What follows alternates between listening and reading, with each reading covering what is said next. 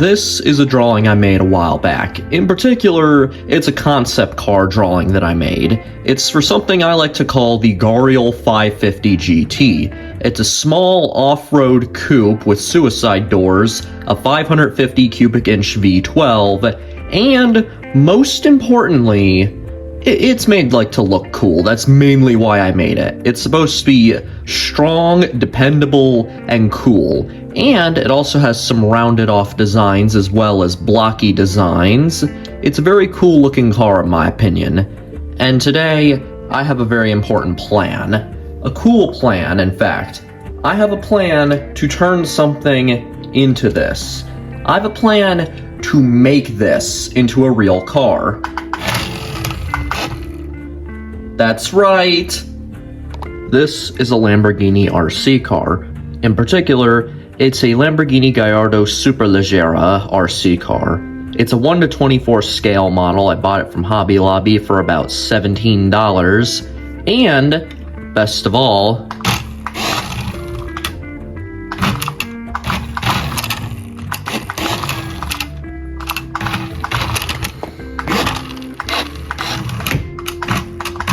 it can come straight at us.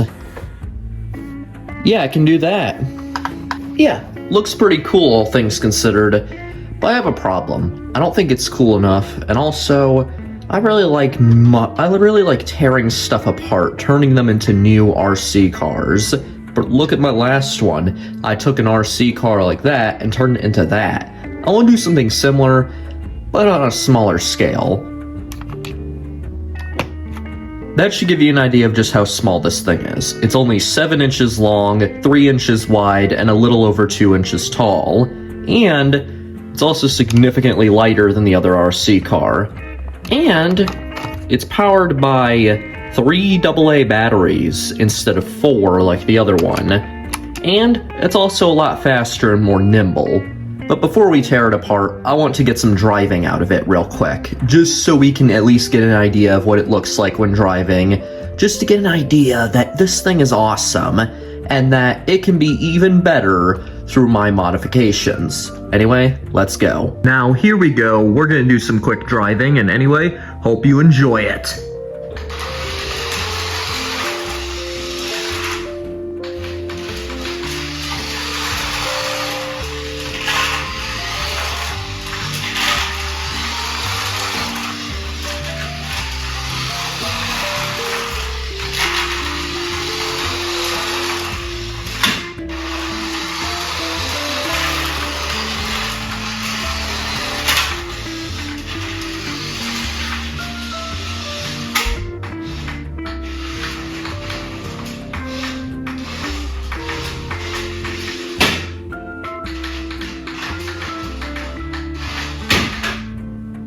Oh, it got stuck. That's not good. That's not good at all.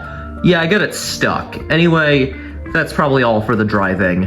Everyone, say goodbye. This is the last time you'll ever see the car in this condition. And this is the car without any of its shell. Now just look at this thing. We got some simple circuit boards right here, some wires, what looks to be either a capacitor or a resistor. We got one up there as well. These motors are held in with some screws. There's also some housing holding in this rear motor and all that, which is really cool. And this thing is just the right size for me because I'm tired of making giant RC cars, even though I've only made one in my entire life. I don't want to make a giant one. I want to make something smaller and more manageable. So yeah, that's what this is right here. Something more manageable. And also, we have these in the rear so that we can attach a tow hitch if we really need to. Yeah, you heard me. I'm thinking about it, but it's not 100% final as of now. Anyway, on to Tinkercad. Woo! In Tinkercad, we're going to start off with designing the actual body of the car, and these occasional pauses and stops that I take are to make sure I'm getting my measurements correct, because I really do not want to get my measurements wrong, because if they're wrong, that means I have to either file the part down in order to get it to fit properly, or I might even need to reprint it altogether, because the part might be too complicated, or the area it needs to be put in can't be filed down because it contains fragile parts like wires and stuff like that. But yeah, right now we're shaping the body, and I'm actually making half of it right now instead of both halves at the same time. This is so that I can take that piece, copy it, and then put it on the other side by mirroring it. That's what my plan is, and right now we're making the wheel wells for the wheels to go into, and the body is now green. Nice, very nice if I say so myself. And we're going to be fitting more things in here in order to make the wheel wells slightly larger, because I'm planning on doing a two-piece chassis construction, one of which is going to be kind of like an under tray, kind of, but the other part on top of it, that's going to be like the normal part. You know how like a lot of cars have like plastic trim around the wheels and all that, and like plastic trim nearby the ground in order to make sure the paint doesn't get scuffed up? That's basically what I'm doing, and it's going to be made using black filament, and I'm planning on making the car using yellow filament. That's what I'm planning on doing, because last time I did a car that was orange, and this time, why not do a color that's, well, yellow? Why not do yellow? Yellow is my second favorite color, and I think yellow is a beautiful color, and is a very underappreciated color in cars, and I think that it would be a really cool idea if I used it in there. And as you can see right now in the time-lapse footage, yeah, I'm struggling with a certain part of the vehicle, particularly the rear.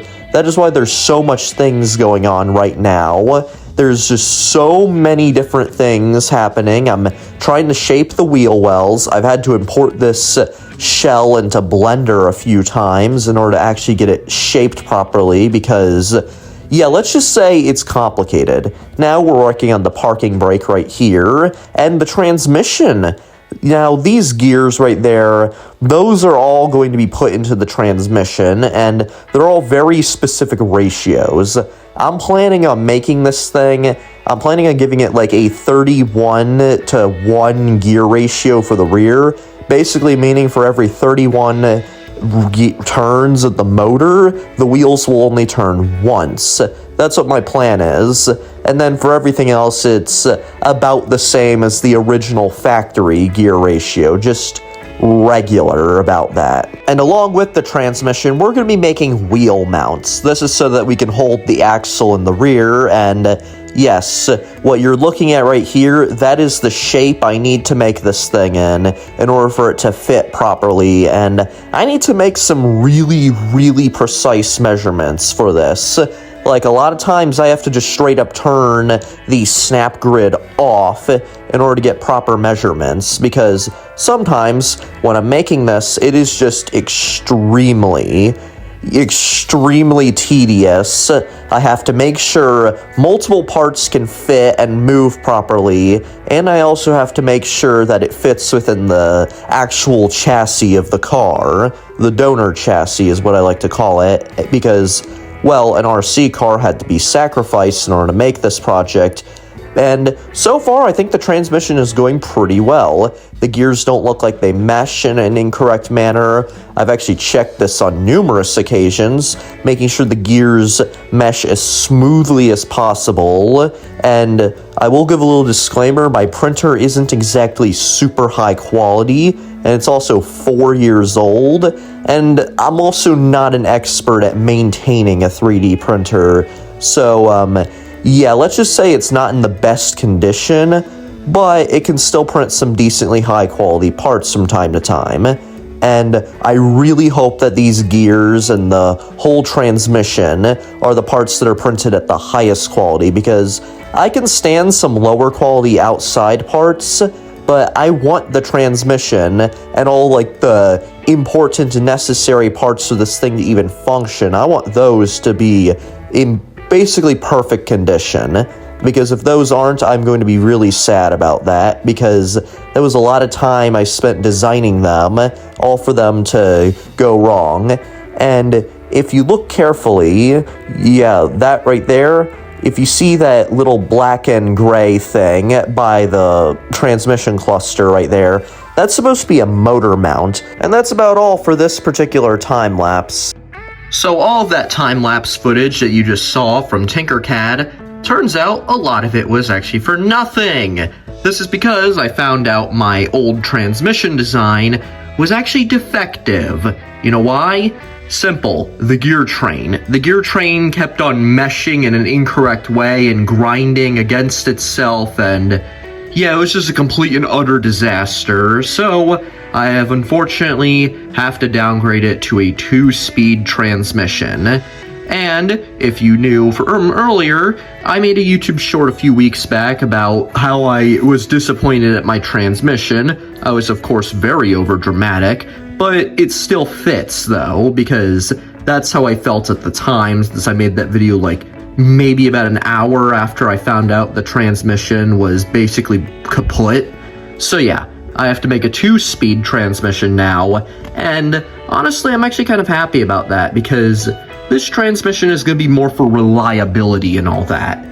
Oh, and if anyone's wondering, yeah, that should give you an idea of the scale of said transmission.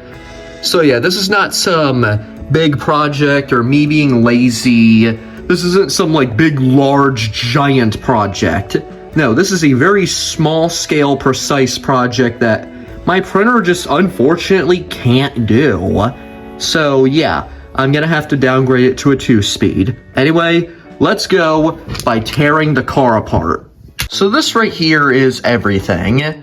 This right here is the main gear. This is 3rd gear. This is 2nd gear. This is 1st gear. And these two are the clutches that are supposed to slide into these little teeth on these gears and all that. And this right here is the lay shaft. This holds the gears and connects them to the motor. This one directly syncs up with the motor. And then there's this. This is the drive shaft right here. As you can see, the drive shaft is built for 3 gears, but since I'm going to be downgrading to 2, I'm going to need to redesign the drive shaft. And also, the parking brake section right here isn't very good, so it also gives me an excuse to remake it. And with that out of the way, we can finally get back to redesigning the transmission. And yes, you're looking at that text up there right. This time-lapse you're looking at is about 15 hours of real time that I spent designing the rest of this vehicle. And yeah, as you can see, my workspace is getting extremely complicated. And that pink part right there, that's supposed to be a gear spacer in order to make sure that they don't collide into each other, and in order to make sure they stay aligned properly. And that purple tall shaft thing, that is the new drive shaft, and that has 2 gears on it, and that right there is a close-up view on one of the new clutches. They're very skinny, but the teeth, I made them a little wider in order to get them to be more strong and reliable and durable. Yeah, that's why I did that. And if you're wondering why the pause is so long for this, I was doing a lot of measurements, and I forgot to turn off the screen recording so that it looked more natural, but yeah, sometimes that just happens when I make these. And with this right here, we finally got the outer body made right there. And currently I'm measuring the transmission in order to make sure it aligns with the body properly. We're molding out the body, cutting it open, and now we're going to be modifying it in order to make sure we can get doors cut out from it. And there's a little chassis down there. That's the bottom part of it. And I'm going into the thing, Microsoft Edge, in order to look up Lego 2x2 brick dimensions. Basically, in order to figure out the chassis configuration, particularly for a feature I'm adding. I'm adding a tow hitch to this thing, and I need to know how big the tow hitch needs to be in order to fit a very specific Lego brick. This one right here in particular. So yeah, I need to know the exact dimensions of this so that I don't have to deal with it later, and I don't want it to be a pain. So yeah, that's why I had to do that. And right now, we're over on the headlights now. No, not the headlights, the brake lights. We're on the brake lights. I'm planning on using a triple crescent design for them with a little cheese slope type piece to separate them from the trunk lid and, you know, the lights themselves. I like to have them a little bit separated. It's going to be like a black line separating them. I'm not exactly sure the best way to describe it, but I'll show it to you when we're done with this thing. When the whole thing is completed, you'll be able to see it on the tail lights. And right now we're working on the trunk, or should I say hatch, because, well, that's what it is, actually. It has a little spoiler on it. And right now we're working on the magnet mount in the actual trunk itself in order to make sure that it could close shut and stay tight and secure while I'm driving, because I don't want it flying open while I'm driving. That is arguably one of my worst nightmares, having the trunk open and fly off while I'm driving. This red part right here is the side vents, and they're going to be helped cool off the 550 cubic inch V12, which, for those who don't use cubic inches, is 9 liters. Yes, I'm planning on putting a 9-liter V12 in this thing, and it's loosely based off of one of the engines that I made in one of my automation videos. This one in particular. It's called the DNAS V12, and yeah, I'm basically planning on putting that into this, but, you know, not a real engine, because I don't have the money to build that engine in real life. And that engine would probably cost a ridiculous amount of money, considering that engine contains multiple parts made out of titanium, and I don't have titanium parts money. Now, while building, I do like to go on tangents some. That's one of the reasons why I'm talking about an automation engine when we're not even playing automation. More so, I should probably just keep talking about the actual construction right now. We're building the rear windows right now. Not the rear window, but more so the window behind the door. That's what we're building right now. And so far, it looks actually really good, I'm not even gonna lie. But the challenging part was cutting out a window slot in there, because I don't know if I do want to put a window in there or if I don't. And right now we're doing surgery, trying to remove the hood from the actual body, because I have not done that yet. And that's what I'm trying to do. And so far the body fits really well onto the chassis part. It fits quite nicely, if I say so myself. It's actually pretty good looking, and I hope that the real life version, it looks just as good, if not even better. And right now, we're working on something a little new. That's right, we're working on a headlight housing.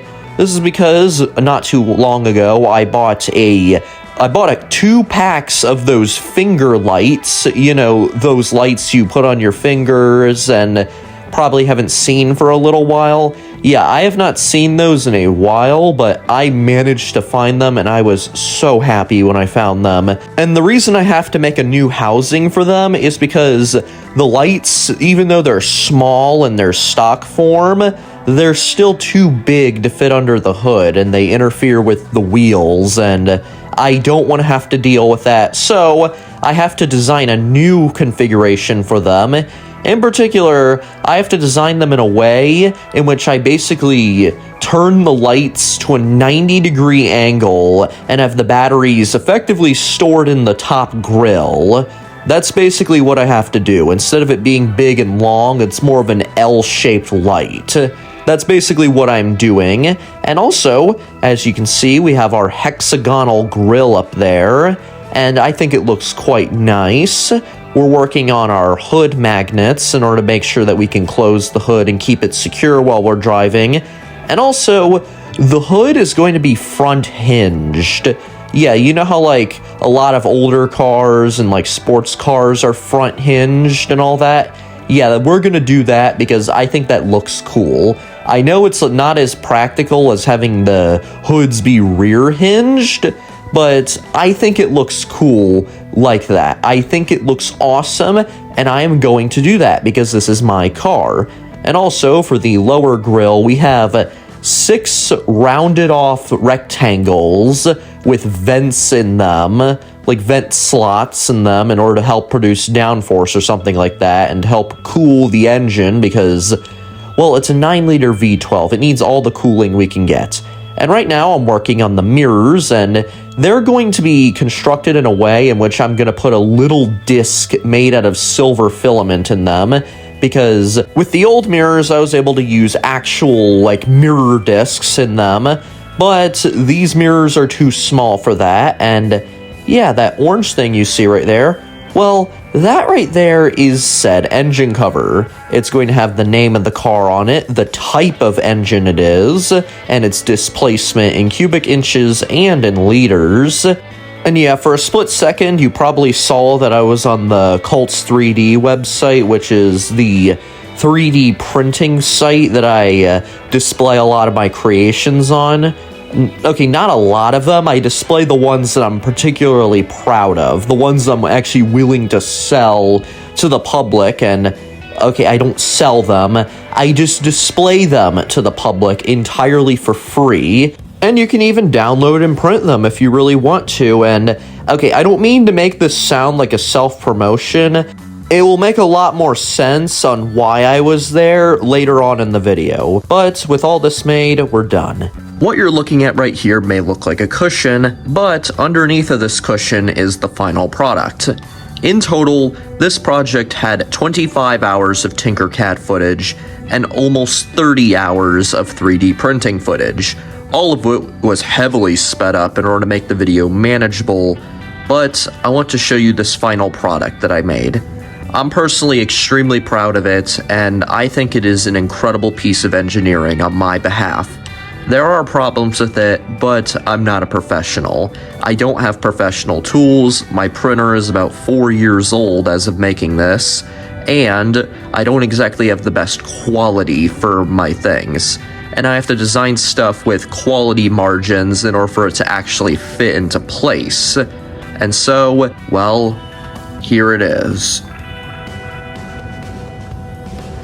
I introduce to you the Garial 550 GT. It's not the highest quality thing I've ever made, but it's also not the worst thing I've ever made. This thing right here is, in all honesty, really cool. I absolutely love this creation. It is about 7 inches long, about 3 inches wide, 2.5 inches tall, and as you can see right here, the doors have some alignment problems. Well, that's because if you open them right here, you can see this box right here and these little prongs. Those prongs have wires attached to them, and with the last experience building an RC car, I had some bad experience with wires, so I left that the way it was because I did not at all want to replicate that again. I did not want to have to replicate the pain of having to go out to the store and buy a new donor chassis for the vehicle, because at the last project, I was lucky that that chassis was pretty much identical to the original one, but with this one, due to the whole vehicle needing a donor chassis rather than just the rear wheels, this thing, if the chassis is even a little bit off, I would have to restart the entire project. So, I would much rather have misaligned doors than have to restart the entire project. And also, the batteries are under there, and it's also in such a small and specific situation in which I can't exactly cut or file down the plastic around there, because I would risk damaging the circuits, and I do not want to resolder that, because I also had a bad experience with a soldering iron in which I touched it to one of my fingers for a split second, but it was horrible and it hurt really, really bad. But anyway, back to the car. We have roof racks made out of popsicle sticks. I really like those. Of course, we have our beautiful suicide doors. We have our transmission back here behind the rear hatch, which, if I open this, you can see this right here. We have our transmission right there, the 2-speed. The motor is mounted up there. These nails are in here holding this to the original chassis. We have the magnet here, which it holds onto this. These are the same magnets I used for the old car, because that one was significantly larger. We have the exhaust pipes. We have the lights right here. I absolutely love this design. And we have our tow hitch. A Lego compatible tow hitch in which I'm going to make a Lego trailer. And also, if you see through that window, you can probably see a little light. That's because in this thing, I gave it functional headlights. Currently the hood is open, and with it open, we can take a look inside to see the engine. Inside this vehicle is the Gariel 550 GT engine. It's the DNAS V12 9.0, a very cool engine if I say so myself. It's supposed to make a couple hundred horsepower, it's supposed to be pretty darn fast, and most importantly, that's not even all. You're gonna hear something drive by real quick.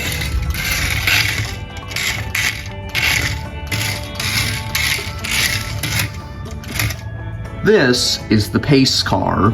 You know how Formula 1 and NASCAR have a pace car for the race in order to make sure all the drivers are going fast enough? That's what this little Bronco is supposed to do.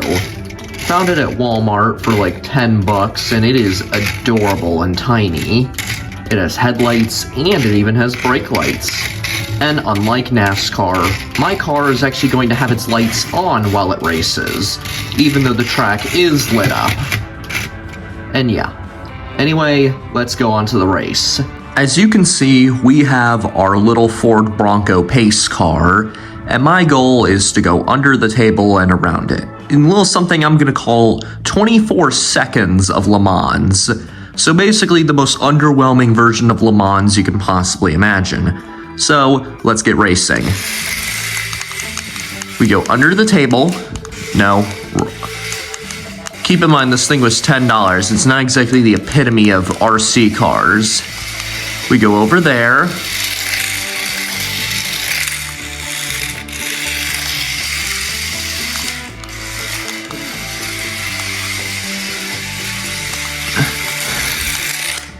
And there we go. That's the race. Simply just a loop. That's all. That extra driving was just me driving because, well, I was having fun with it. It's a fun little RC car.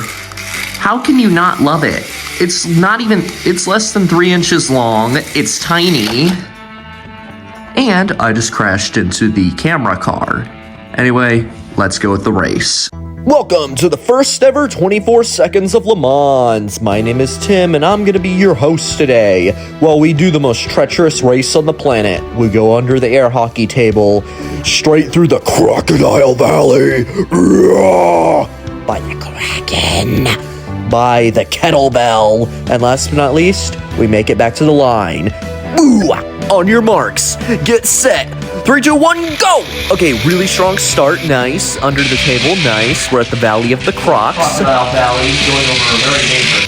We make it back to the regular place, and now it's time to back up back into normal position so we can get ready for our second race. That's right, trailers. 3, 2, 1, go. Okay, let's go. We're not as fast, but we're still pretty darn quick, especially under the table, nice. Through the Valley of the Crocodiles once more. Very nice. I have to back up in order to make sure I don't hit the mini fridge. This is a really, really serious race. And we finally made it, but we wrecked into the carpet. And now, 3, 2, 1, go for our high gear. And, yeah, let's just say we're not doing the best. Yeah, high gear is pretty slow for, you know, technically being the fastest gear, but I'm fairly certain it's because I messed up the gear ratio and made it too extreme. And we made it past all obstacles pretty safely. And, well, I'm kind of disappointed. You know what? I'm very disappointed. If anything, cut the music. Cut the music right now. You have failed me. You have failed me so badly that I am going to have to punish you. Not with throwing you in the trash or anything. No, with towing. That's right. You must tow my car. Not around the table, but particularly to the mini fridge back there. Because if that's all you can do, I'll still be proud of you. Because the little car weighs only about 250 grams. Meanwhile, the big one is about a kilogram. You have to tow 4 times your weight. Anyway, let's go. 3, 2, 1, go. The start of our journey is very slow and sluggish, but we're actually accelerating. We're managing to gain speed, and it's genuinely insane, and, well, this camera footage right here does not show that. It appears we're slowing down, and we're stopped, but Can we go farther? Can we go farther, or has the car been pushed to its absolute limits? Well, it appears we can go farther, and you've redeemed yourself! And so, we return back to where the video started in the beginning. Back to the countertop. And you may have done fantastic on your first 2 laps, struggled on your 3rd, and failed on your 4th. You still did your best. Especially with my first time constructing a custom transmission for anything for that matter. I've never made a transmission before, and I didn't even expect it to work that well. I expected to have more struggle, but turns out it was rather phenomenal performing. It was a pretty cool thing I had made, and well, I'm pretty proud of it, and I'm proud of its small size. It's a beautiful piece of machinery, if I say so myself. Very proud of the Lego implementation into this. I'm very proud of the multi-speed transmission. Very proud of the headlights. These are awesome. And the hood, which, yeah, the hood was a little damaged, but we got an engine in here. A beautiful one at that. And even if it's not fully, truly professional quality, I'd still say it's better quality than the car behind it, because this one has panel gaps in the doors. The doors here, well, they're solid, even though they're misaligned. And with that, I hope that you have enjoyed this. We shall give our first ever trophy for the first ever 24 seconds of Le Mans.